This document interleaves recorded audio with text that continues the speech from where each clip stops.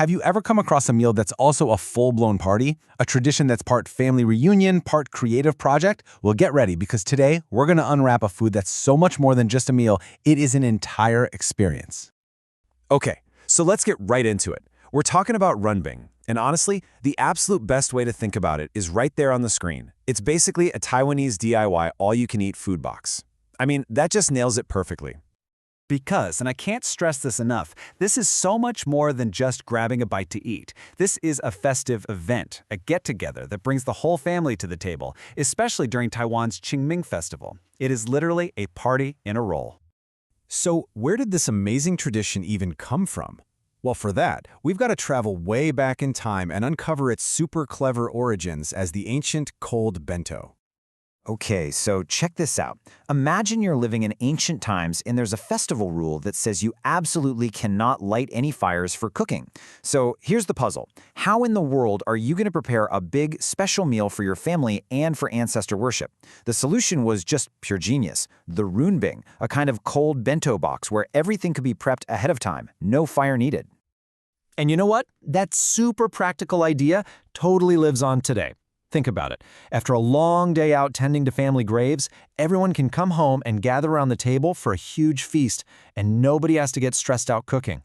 It's just the perfect, easy way to reconnect. All right, so we've got the practical side down, but this meal evolves into something so much more emotional. So now, let's get into the heart of it all, how it becomes a roll that's just packed with love. This is so crucial. The real essence of runbingum isn't about some perfectly made dish from a restaurant. Not at all. The real fun, the whole excitement of it all boils down to that one simple question. Hey, what did you put in your roll? It's all about your own personal masterpiece. And this is where it gets really fun, because everyone's personality just comes shining through. You always have the perfectionist. The one who layers every single ingredient in these perfect, neat little rows. Then you've got the sweet tooth, who creates a literal blizzard of peanut sugar powder. And of course, you have the supervisor, yep, probably mom, making sure everyone's technique is up to snuff. You can almost hear it, can't you? That classic advice being called out across the table. Drain the cabbage juice. I mean, nobody wants a soggy roll, and mom is going to make sure that doesn't happen on her watch. And here's another piece of timeless wisdom you're guaranteed to hear. Use 2 wrappers so it doesn't break. It's all these little interactions, this slightly chaotic, hands-on, but deeply loving advice that really defines the whole event. Because at the end of the day, all these little moments, every single custom-made roll, it all symbolizes something so much bigger. It's about family unity, harmony, and togetherness, all wrapped up into one delicious bite.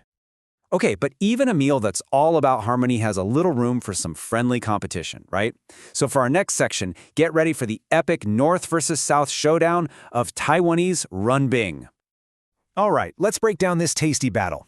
As you can see, the two styles are totally different.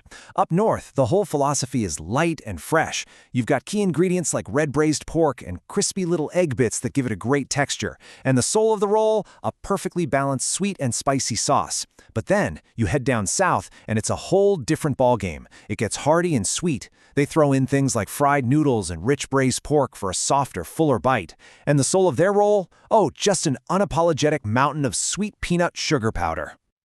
So, with two completely different philosophies, two totally distinct flavor profiles, who actually wins this thing? Which brings us to our final and maybe the most important question of all. What actually makes your perfect roll? Because here's the secret. There is no winner. There can't be. That whole North versus South debate is really just for fun. The real magic isn't found in some specific set of correct ingredients. No, the magic is in that shared experience of rolling up a taste of home, a taste of family, a taste of togetherness. So, I'll leave you with this to chew on.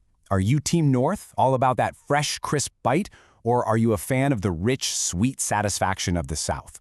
Whichever side you lean towards, the real question is this: what's in your perfect roll?